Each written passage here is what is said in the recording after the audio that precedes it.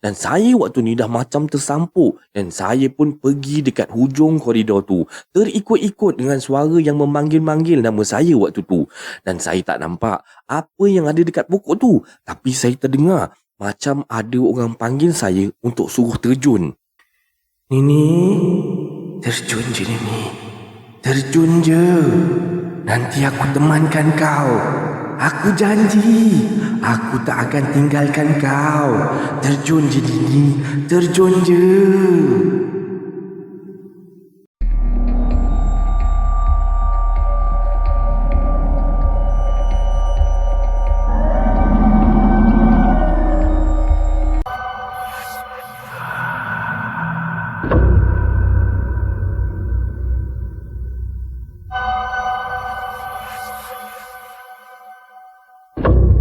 Assalamualaikum warahmatullahi wabarakatuh dan salam sejahtera kepada anda semua. Selamat datang ke channel Kisah Seram Malaysia. Diharapkan anda semua pada hari ini sihat-sihat belaka lah hendaknya ya, insya-Allah. Baiklah, disclaimer dulu. Semua kisah-kisah yang saya akan ceritakan dekat sini pada hari ini anda anggaplah sebagai satu hiburan sahaja. Janganlah terlampau taksub ataupun terikut-ikut ya. Baiklah, sebelum kita bermula, marilah kita sama-sama berdoa kepada Allah Subhanahu wa ta'ala. Bismillahirrahmanirrahim. Waj'alna min baini aydihim sadda wa min khalfihim sadda fa'aghshaynahum fahum la yubsirun. Amin amin ya rabbal alamin. Baiklah, tanpa membuang masa lagi, hari ini KSM nak bawakan anda 3 kisah seram. Jadinya dengan lafaz Bismillahirrahmanirrahim, mari kita mulakan.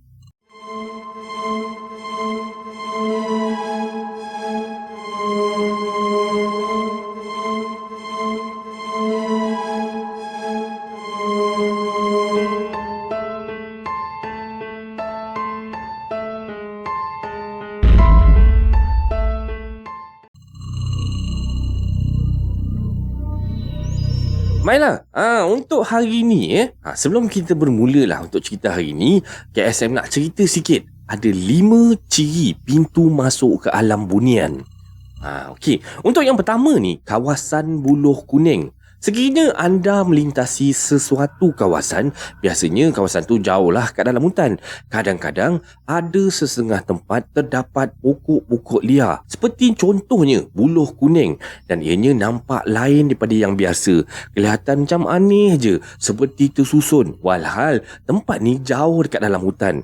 Dan kawasan persekitarannya pula kelihatan sangat-sangat bersih dan lapang. Walhal tak ada sesiapa pun akan melalui kawasan tersebut. Maka berhati-hatilah kerana ini salah satu daripada jalan pintu masuk ke alam mereka, iaitu alam bunian. Okey, yang nombor 2 pula, Buloh Melengkung. Sekiranya anda berjalan ke satu tempat seperti hutan, elakkan daripada melalui kawasan Buloh Melengkung ni yang nampak seperti pintu gerbang ataupun sebuah terowong kecil. Menurut orang dulu-dulu, ianya dikuatiri salah satu daripada jalan ataupun pintu ke alam bunian. Satu kisah pernah diceritakan, 2 orang kanak-kanak yang hilang selama beberapa hari di kawasan rumah mereka dan akhirnya dijumpai oleh seorang ustaz duduk menangis sambil ketakutan di dalam kawasan Buloh Melengkung ni.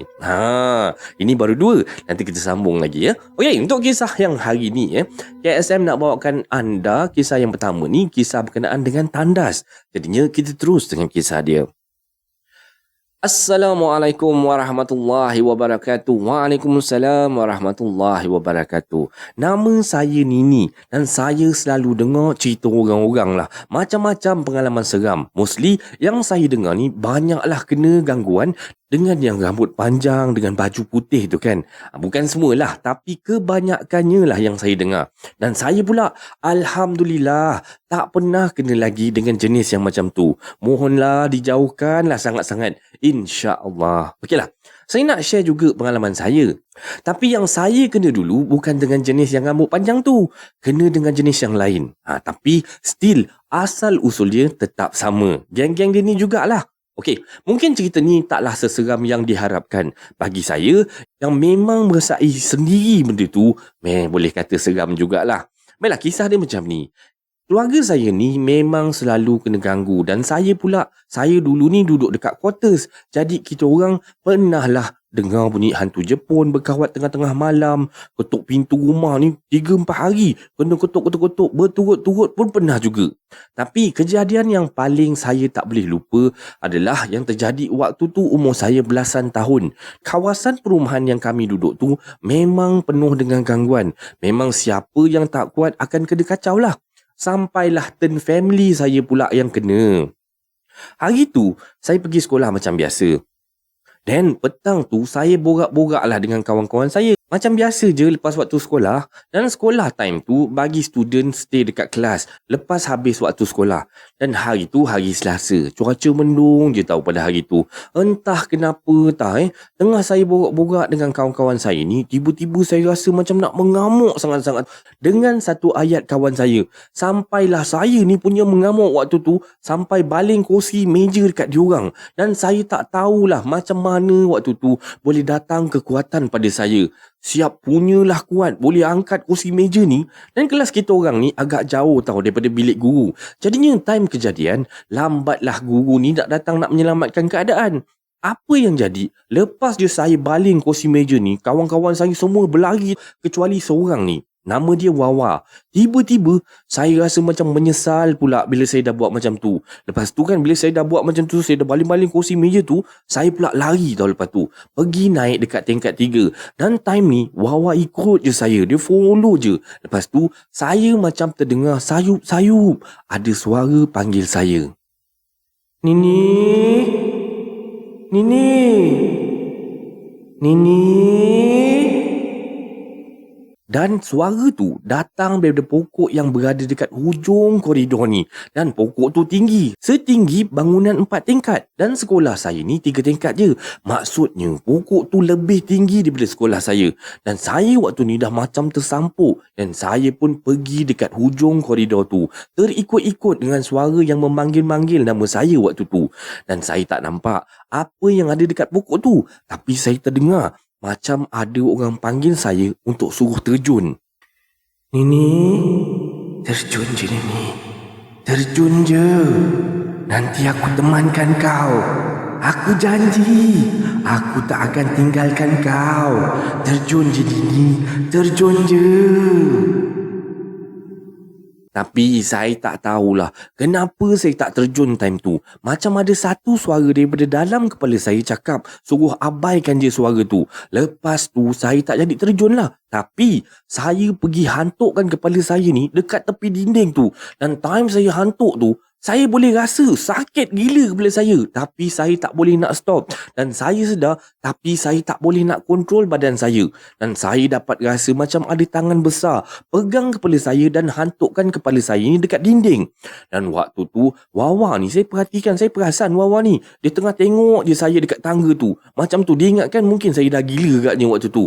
Tapi dia jadi pelik lah. Sebabnya si Wawa ni cakap, dia nampak saya waktu tu, mata saya ni tinggal mata putih je. Yang mata hitam tu dah ternaik ke atas. Lepas saya dah hentak-hentak kepala saya dekat dinding tu, saya pun jalan. Pergi dekat hujung koridor yang satu lagi pula. Dan sambil saya jalan tu, ada suara panggil saya, suruh terjun lagi. Nini, kita kan kawan. Kau tak sayang aku ke? Terjunlah Nini. Terjunlah. Aku tunggu kau. Aku kat sini tunggu kau. Lepas tu saya dapat rasa badan saya ni bergerak. Pergi dekat tembok tu nak panjat. Tapi saya tahan. Yang saya tahan ni, saya boleh dapat rasa lah. Maksudnya saya boleh dapat rasa yang saya cuba tahan diri saya ni untuk nak panjat tembok tu. Nasib baiklah ada kawan lelaki saya ni pergi bagi tahu cikgu pasal saya yang macam tu lah. Time saya tengah berdiri dekat atas tembok koridor tu, layan suara saya dengar tu, suara tu macam bercakap dengan saya, panggil saya untuk terjun tu. Tiba-tiba Alhamdulillah waktu tu, time macam tu lah, Ustaz sampai. Alhamdulillah lah sangat-sangat. Ini, awak buat apa kat sini ni? Ya Allah, turunlah daripada situ, jatuh nanti tu, bahaya tu tinggi. Tak tahulah apa yang ustaz ni baca kan. Tapi waktu tu saya rasa macam terus tersedar tau. Dan saya terus menangis. Syukur sangat-sangat saya tak terjun waktu tu. Macam mana saya nak cakap ni? Saya sedar tau. Tapi macam tak boleh nak kawal diri. Lepas tu ustaz dengan cikgu pun bawa lah saya pergi ke bilik guru. Ramai tau cikgu-cikgu dekat situ dah berkumpul-kumpul dekat situ. Ustaz ni pun tanyalah saya apa yang jadi. Tapi saya waktu tu macam blur-blur. Dan saya tak ingat apa yang jadi time tu. Yang saya ingat, cuma last perkara yang terakhir sekali, saya gaduh-gaduh dengan kawan saya tadi. Dan ada suara ataupun orang-orang yang panggil saya suruh terjun. Lepas tu, saya merayu-rayu dekat ustaz, dekat cikgu-cikgu ni supaya janganlah beritahu dekat mak ayah saya. Sebab saya takut nanti kena marah. Dan hari tu, saya balik tak adalah saya cerita dekat mak. Saya diamkan aja. Dan saya ingatkan cikgu tak beritahu kat mak ayah saya. Cuma, waktu balik tu mak saya pun pelik lah. Tengokkan dahi saya yang berdarah. Dan saya just cakap je, time nak balik sekolah tadi, saya jatuh tangga. Saya rasa mungkin mak saya telefon sekolah lah. Ataupun mungkinlah sekolah yang telefon mak saya. Sebab keesokannya saya balik daripada sekolah ni, mak saya dah standby dah. Dah tunggu dekat depan pintu.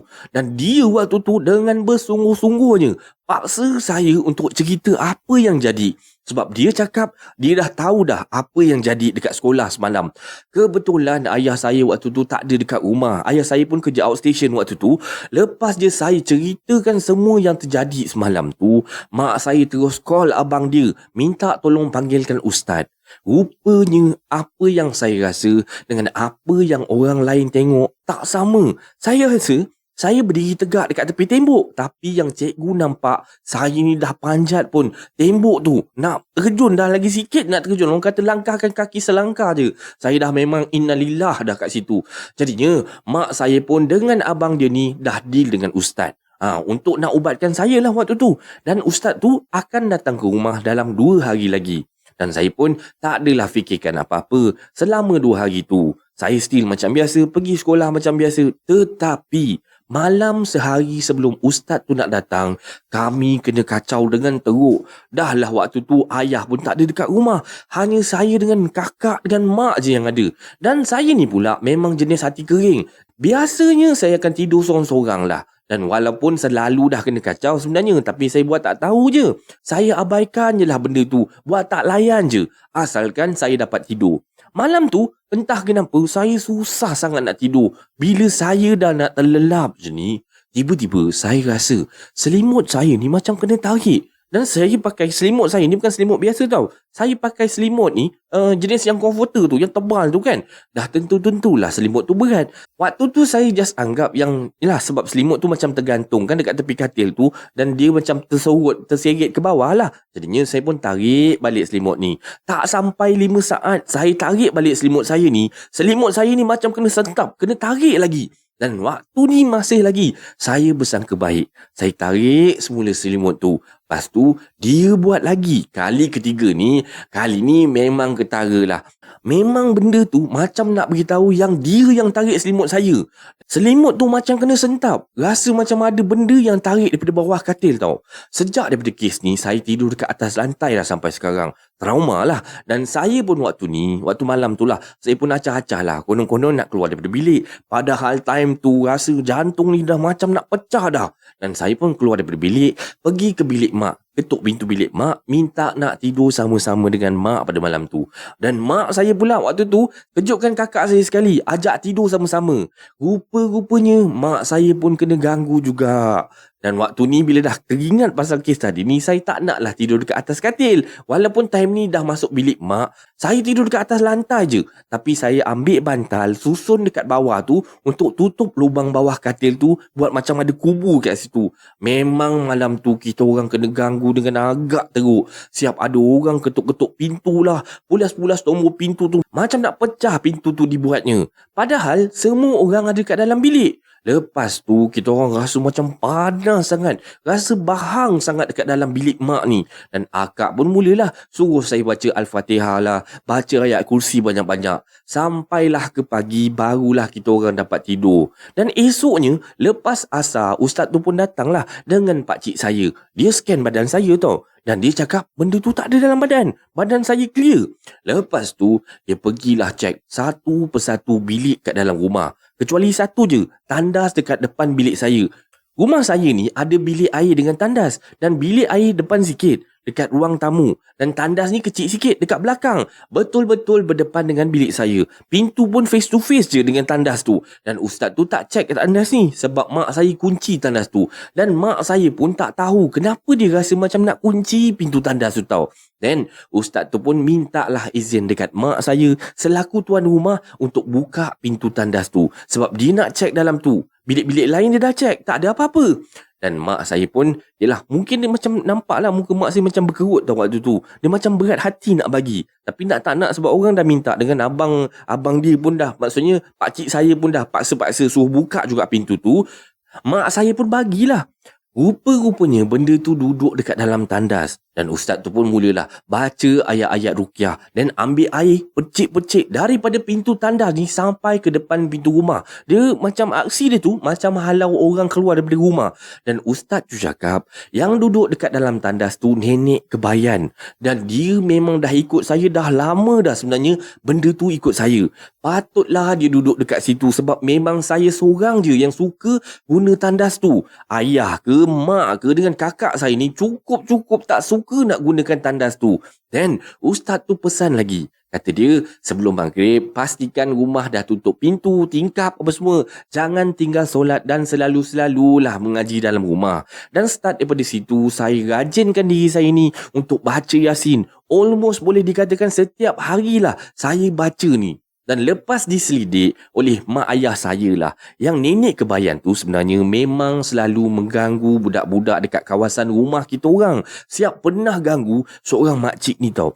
Makcik ni dia punya cerita macam ni. Makcik ni dia tengah naik lift lah waktu tu. Tiba-tiba je tengah dalam lift tu boleh berhenti bergerak. Dan lampu dalam lift tu tiba-tiba mati. Macam black out kat dalam tu. Dan makcik tu rasa macam ada orang tarik-tarik tangan anak dia dalam lift tu. Padahal dia naik lift ni berdua je dengan anak dia. Bila ada orang tarik-tarik tangan anak dia, cepat-cepatlah dia peluk anak dia. Lepas tu, dia dengar suara perempuan tua cakap nak pinjam anak makcik ni untuk bawa main dengan cucu dia. Tak tahulah kalau ni geng-geng jin Ahmad Albab ke apa kan. Yelah kan dalam movie Piramli tu, anak jin tu duduk main dengan anak manusia kan. Tapi makcik ni tak nak bagi anak dia ikut. Dia marah-marah dalam lift tu, time tu. Lepas tu, lift tu elok. Terus boleh gerak semula. Dan cerita macam mana makhluk tu boleh ikut saya pun tak pastilah. Mungkin saya ni lalai ikut dulu. Dengan solat saya pun tak jaga ibadah saya, tak mengaji. Solat pun main kejap, solat kejap tak solat kan. Dan start daripada kes tu, saya boleh rasa kehadiran makhluk-makhluk ni. Saya ni tak boleh nampak secara langsung lah, tapi macam dapat rasakan kehadiran makhluk tu kat satu-satu tempat tu. Benda ni dia macam terus terlintas dalam kepala lah. Contoh, macam saya duduk hostel lah, tengah duduk borak dengan kawan-kawan ni kan. Dan nanti saya akan tiba-tiba terdiam je tau. Dan saya rasa macam, kalau saya rasa tu macam meremang teruk sangat. Kadang-kadang meremang tu sampai menggigil-gigil satu badan. Tapi saya tak nampak apa-apa. Dan pernah juga saya nampak macam ada bayang-bayang dekat bawah katil dekat asrama. Tapi saya buat bodoh je time tu. Sampailah 2-3 hari tau, saya asyik macam terperasan je benda tu ada dekat bawah katil tu. Lepas tu, roommate saya menangis kena kacau. Dia kata ada benda dekat bawah katil. Jadinya berbalik pada kisah saya tadi. Nak kata kes saya tu kes histeria, tak tahulah sebab saya seorang je yang nak terjun nak panjat bunuh diri kat situ. Tak ada pula kawan-kawan saya yang lain pun kena macam saya. Rupa-rupanya lepas je saya baling kursi meja tu pada kawan-kawan saya ni, kawan-kawan saya yang lain ni bukannya lari, tapi diorang ni pergi mendapatkan cikgu. Sebab time tu saya dah start berubah jadi lain. Tak tahulah lain macam mana maksud diorang tu. Tapi itulah yang kawan saya cerita. Yang saya rasa macam saya waktu tu macam biasa je. Tak adalah bertukar jadi hantu ke apa. Saya cuma rasa badan saya ni macam dikawal oleh sesuatu. Macam bergerak sendirilah. Dan genggaman tangan dekat kepala yang hantukkan kepala saya tu pun saya still masih boleh ingat. Terasa-rasa sampai sekarang. Tangan dia besar, kuat. Dan bila saya ceritakan kisah ni pun macam masih lagi terasa macam ada yang memerhatikan saya. Dan ini adalah kisah seorang Malaysia yang pertama pada malam ni. Macam mana anda rasa dengan kisah yang mula-mula ni? Kisah pembukaan pada malam ni. Semoga anda masih lagi terhibur sebab KSM masih ada lagi 2 kisah untuk malam ni. Jadinya kita terus dengan kisah yang kedua.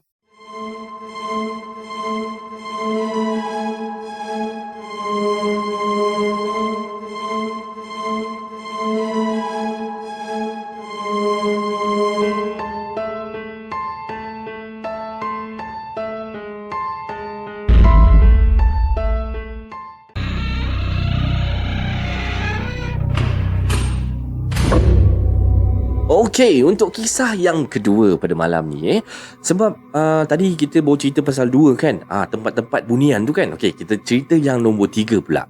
Gua. Mengikut kepercayaan orang-orang tua, kebiasaannya pintu ke alam gaib ni terletak di pintu mulut gua. Begitu banyak kisah dan pengalaman mistik yang diceritakan mengenai pintu gua ni. Masih ingatkah anda kisah seorang lelaki yang telah hilang ketika melakukan aktiviti mendaki di Bukit Broga? Dan menurut kisahnya, dia dikatakan tersesat apabila cuba mengikuti seorang kanak-kanak perempuan berpudar hitam, dan lelaki itu turut mengatakan sempadan bunian yang dilaluinya adalah sebuah kawasan gua. Okey, kita sambung dengan kisah yang kedua. Kisah yang kedua ni berkenaan dengan tandas lama. Jadinya kita terus dengan kisah yang kedua. Assalamualaikum warahmatullahi wabarakatuh. Waalaikumsalam warahmatullahi wabarakatuh. Okay, saya perkenalkan diri saya. Nama saya Nur dan saya bertugas sebagai seorang penjawab awam. Saya nak ceritakan pengalaman saya selama hari terakhir menghadiri kursus di salah sebuah pusat pelancongan rekreasi dekat Terengganu ni. Okey, saya straight to the point je lah. Terus je lah ya. Okay. Masa hari last tu, semua peserta kursus dihendaki naik bas yang telah pun disediakan, kecuali saya dengan Kak Faz dan 2 peserta lain. Memandangkan bas yang ada tu dah penuh. So kami yang 4 orang ni kenalah menumpang kereta fesi. Nak dijadikan cerita, sebelum bertolak ke destinasi, perut saya dengan Kak Faz ni boleh pula memulas sangat-sangat. Dan kami pun mintalah izin dengan fesi untuk pergi ke tandas lama dekat bahagian belakang dewan. Sebab kalau nak pergi ke tandas kat dalam bilik, jauh sangat-sangat. Kang tak pasal-pasal kita orang pula yang kena tinggal dengan fesi sebab lambat. Okey, masa kami sampai dekat tandas belakang tu, kami dengar bunyi air dan terhidu bau yang sangat-sangat kurang menyenangkan.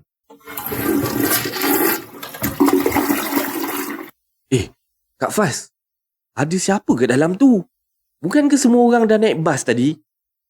Lah. Agaknya sama lah tu dengan kita. Sakit perut jugalah tu. Disebabkan aroma yang dihasilkan dekat dalam tandas tu pun dah cukup dah meyakinkan kami yang orang yang guna tandas yang satu lagi ni pun sakit perut. Nur, kau kasih akak masuk dulu Akak dah tak tahan sangat dah ni. Kau nanti masuklah tandas sebelah ni Sekejap lagi siap lah tu agaknya. Tolong Nur. Akak masuk dulu tau. Akak dah tak tahan dah ni. Memandangkan tandas lama tu hanya ada 2 je, jadinya kami terpaksalah mengikut giliran. Lepas Kak Faz, barulah saya. Sebab orang yang guna tandas kat sebelah tu punyalah lama duduk dalam tu. Entah apa yang dibuatnya, saya pun tak tahulah. Dan bila saya dah selesai, saya pun tanyalah pada Kak Faz. Kak, orang kat tandas sebelah tu dah siap ke belum? Tak lah tak nampak pun dia keluar. Belum lagi lah tu. Itulah tu, bas tu pun dah gerak dah tu Dan kita orang tengok jam dekat tangan ni, dah lewat dah waktu tu. Memandangkan bas pun dah pergi, jadinya saya dengan Kak Faz ni decide lah untuk nak ajak orang tu naik kereta dengan kami sekali. Lagipun memang kita orang je yang kursus dekat situ masa tu. Dan kalau bukan geng kita orang, siapa lagi kan? Kami pun pergilah semula ke dalam tandas. Siapa dalam tandas ni? Bas dah gerak dah tu. Lama lagi ke? Tapi waktu ni masih tiada sahutan. Senyap je tau. Dan saya dengan Kak Faz berpandangan antara sesama sendiri. Saya pun tolaklah pintu tandas tu. Perlahan-lahan saya tolak. Buka je pintu tandas tu, saya dengan Kak Faz masing-masing tergamam. Tandas tu tak ada orang. Habis tu, bau tu, bunyi air flush tadi tu, Lintang pukanglah saya dengan Kak Faz tu berlari lepas tu. Dan masa dalam perjalanan, saya dengan Kak Faz pun startlah buka cerita pasal pengalaman dekat tandas tadi. Dan cuba korang teka, Fesi kita orang jawab apa? Fesi kita orang cakap, tempat tu memang keras. Dan Cik Fesi tu pun buka lah cerita pasal pengalaman dua orang Fesi lelaki kita orang yang kena kacau sepanjang kursus ni diadakan. Selang 2 hari lepas habis kursus tu lah, saya adalah WhatsApp si Kak Faz ni nak minta gambar masa kursus hari tu. Tapi masa tu Kak Faz bagi tahu nanti dia mesej balik. Tak berapa sihat kata dia. Malam macam tu barulah Kak Faz ni WhatsApp saya balik. Dan Kak Faz bagi tahu yang benda tu ikut dia balik daripada apa yang Kak Faz bagi tahu. Semasa dia balik daripada kursus tu, kepala dia rasa macam berat sangat-sangat. Dan setiap kali dengar azan, terutamanya azan maghrib, badan dia akan rasa panas sangat. Mula-mula dia ingatkan perkara tu perkara biasa. Sehinggalah kakak ipar dia balik. Tiba-tiba dia jadi macam tak boleh nak kontrol badan dia. Terus terkam sambil terpekik-pekik dekat kakak ipar dia. Macam orang kena histeria. Daripada apa yang Kak Faz pernah cerita, kakak ipar dia ni pernah ada benda yang menumpang dalam badan. Jadinya, benda dalam badan Kak Faz dengan kakak ipar dia tu, dua-dua ni macam berlawan lah antara satu sama lain.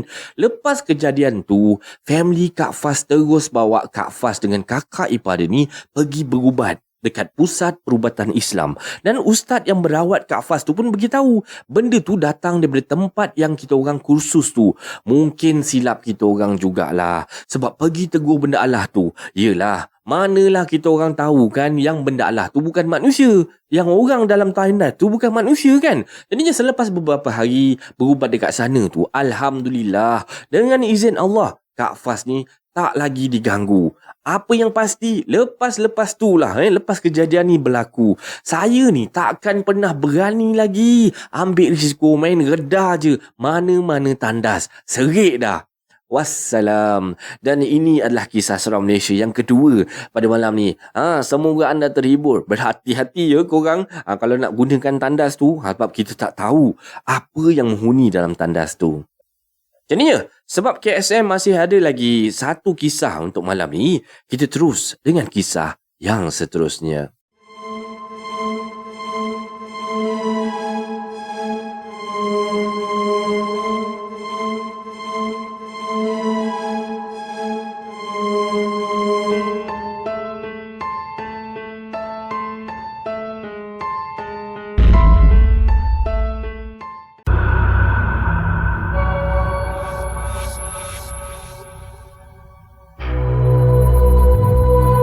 Okey, baiklah untuk kisah yang seterusnya. Sebelum tu, kita sambung lagi kita punya tempat-tempat jin tadi tu. Okey, untuk yang ketiga ni. Ruang di sebalik ataupun di belakang air terjun. Ada satu kisah yang dikongsikan oleh seorang pakcik yang melarang salah seorang peserta treasure hunt untuk bermain dan berjalan melepasi sebuah air terjun. Dan peserta itu tak mengendahkan teguran pakcik tersebut. Dan tak lama selepas tu, peserta terbabit telah pun dirasuk. Menurut peserta tu, dia melihat sekumpulan perempuan berbaju putih bermain-main dengan air di belakang air terjun tersebut sambil melambai-lambai ke arahnya. Menurut orang tua-tua, kawasan seperti ini juga merupakan salah satu daripada rumah ataupun jalan ke alam bunian. Okey, untuk kisah yang terakhir pada malam ni, tajuk dia Tandas Syarikat. Kita terus dengan kisah yang terakhir ni. Assalamualaikum warahmatullahi wabarakatuh. Waalaikumsalam warahmatullahi wabarakatuh. Okay, saya nak perkenalkan diri saya. Nama saya Ana dan cerita ini berdasarkan pengalaman saya dan kawan saya yang bernama Sheila. Ceritanya bermula macam ni. Kami ni pelajar kolej vocational tahun 4. Sebenarnya kami dah habis pun, so kami kenalah mula buat praktikal. Kami dua ni memanglah kawan baik yang memang rapat sangat-sangat, bagaikan isi dengan kuku orang kata. Jadinya bila orang dah kata best friend forever macam ni, kami pun carilah tempat untuk praktikal pun tempat yang sama, iaitu di satu syarikat yang berdekatan dengan rumah kami di Sungai Petani Kedah. Mula tu memang tak ada apa-apa yang menyeramkan sangat, semuanya normal je dan kami pun pergi kerja macam biasa, balik kerja pun macam biasa je. Nak dijadikan cerita, pada minggu kelima kami bekerja dekat sini. Hari tu, saya dengan Sheila ni nak ke tandas. Tapi tandas yang kami selalu guna tu tutup. Kami pun baru kerja kat situ kan. Dan staf-staf yang memang dah lama kerja kat situ pun tak ada pun beritahu kami kenapa tandas tu tutup ke apa. Mulalah misi kami waktu tu.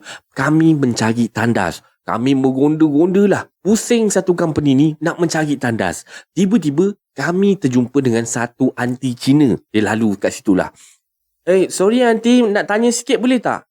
Anti, sini tandas ada dekat mana Tandas Tandas ada Amoy, you naik atas naik atas. Atas ada tandas Company yang kami bekerja ni, sebahagian daripadanya telah dipindahkan ke tempat lain. Sebabnya, saya tak tahulah apa sebabnya.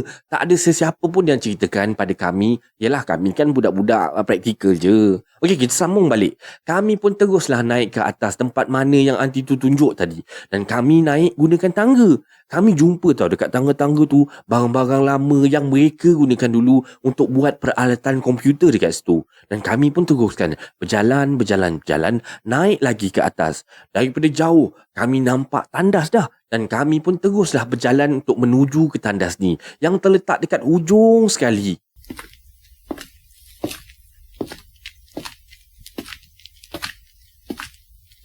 Tapi jalan punya jalan tak sampai-sampai. Macam jauh sangat. Dah dekat 5 minit ni berjalan. Tapi tak pun sampai juga. Dan badan saya waktu tu dah rasa tak sedap dah. Meremang bulu roma satu badan. Hati pun dah rasa semacam je. Sheila, aku rasa semacam lah dekat atas ni. Kita turun je lah Sheila. Itulah. Aku pun sama jugalah. Daripada kat tangga tadi aku dah rasa tak sedap hati. Jomlah kita turun. Dan kami pun teruslah patah balik. Turun daripada tangga, terus masuk semula ke dalam ofis. Dan tanyalah pada kakak yang bekerja satu ofis dengan kita orang. Kak, sorry kak. Tandas kat sini rosak kan? Kat mana kak tandas yang kita orang boleh guna? Lah, korang ni cari tandas ke? Pergilah tandas kat bawah tu. Kan bawah tu ada tandas kat situ. Ya ke? Tak tahulah pula. Kat bawah ada kak Thank you kak. Saya waktu ni tertanya-tanyalah. Kenapa tadi anti Cina tu kata tandas kat atas? Padahal toilet tu dekat bawah. Dan saya pun biarkan sajalah. Mungkinlah dia nak bully kami ke apa ke kan? Yelah, kami kan budak praktikal je. Jadi beberapa bulan pun berlalu macam tu saja. Tak ada sebarang gangguan. Ada satu hari tu, toilet yang saya kata kunci tu tiba-tiba dibuka. Dan kami tak tahu siapa yang buka tandas tu. Dan saya macam biasalah, pemalas sikit nak berjalan-jalan jauh-jauh ni. Nak pergi tandas dekat tingkat bawah tu kan. Jadinya waktu tu saya pun terasa macam nak pergi tandas. Saya pun pergi je lah tandas yang dekat tu je. Dan waktu tu kalau tak silap saya lunch hour tau. Semua orang tak ada keluar pergi lunch. Bila dah agak lama kerja kat sini, banyaklah cerita-cerita seram yang saya dah dengar daripada kakak-kakak dekat sini. Dan kata diorang ni, mengikut cerita daripada diorang lah, office kami ni memang macam-macam gangguan yang terjadi dekat sini sebenarnya. Jadinya setiap kali saya nak pergi ke tandas ni, ada je rasa macam orang ikut daripada belakang lah. Macam ada je mata yang perhatikan kita masuk dalam tandas. Dan dalam tandas pula, time tengok cermin je, nak betul-betulkan baju ke, nak betulkan tudung ke benda, sama juga. Rasa macam kena perhatikan je. Dan bulu roma saya pun selalu je meremang bila pergi ke tandas ni. Saya ingatkan semua saya je yang rasa macam tu. Rupanya tak. Ada satu hari tu, Sheila ni tiba-tiba demam panas yang agak teruk. Dan pada masa yang sama, time tu dia tengah, orang kata datang bulan, tengah period. Dan dia rasa ada benda yang tak kena dengan badan dia. Ini cerita dia lah dekat saya. Timeline tu, dia beritahu dekat saya yang sebelum dia kena demam panas macam ni, dia kata dia ada pergi ke tandas yang berdekatan dengan front office tu. Dan time tu, dia nak betulkan tudung dia.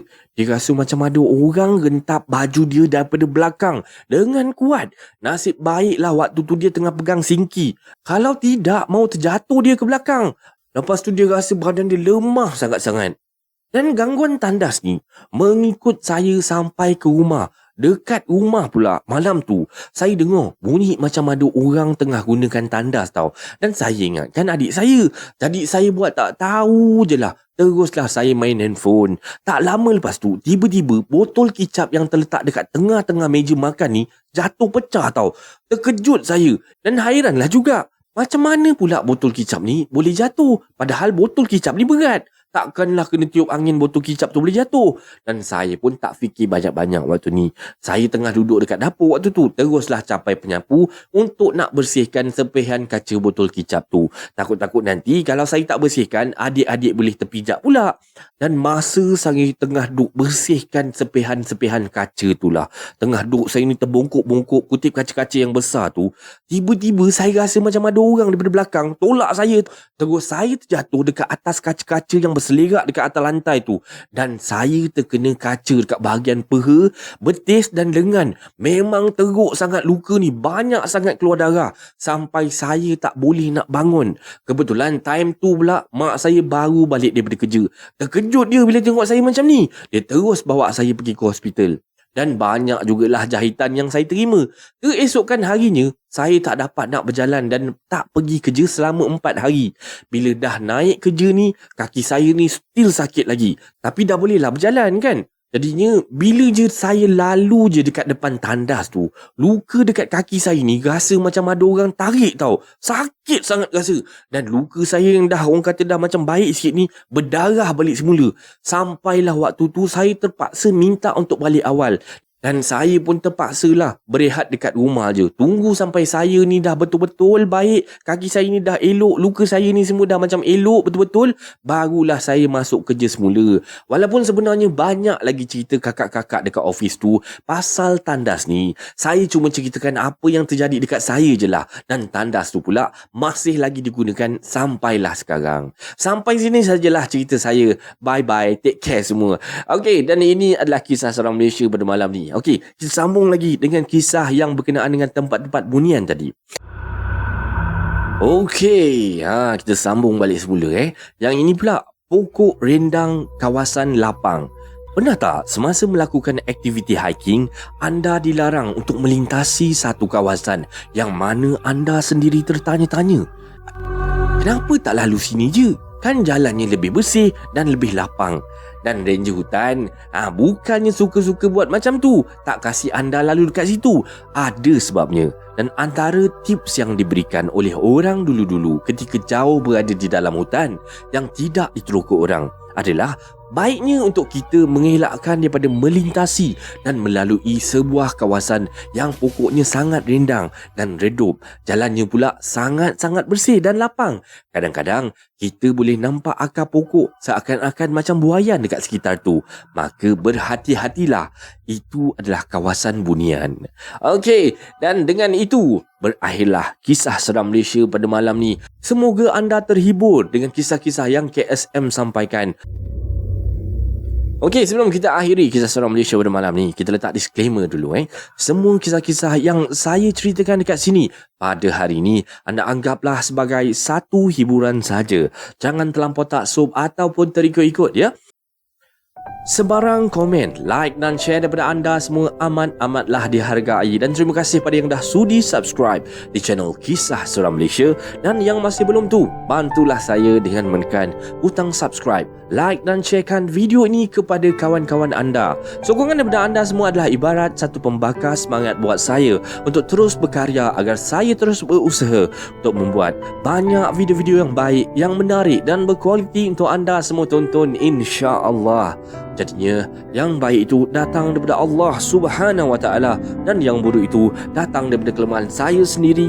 Dan saya akhiri kisah seram Malaysia pada kali ini dengan lafaz Assalamualaikum warahmatullahi wabarakatuh. Thank you so much for your support. See you next video. Take care guys and God bless you.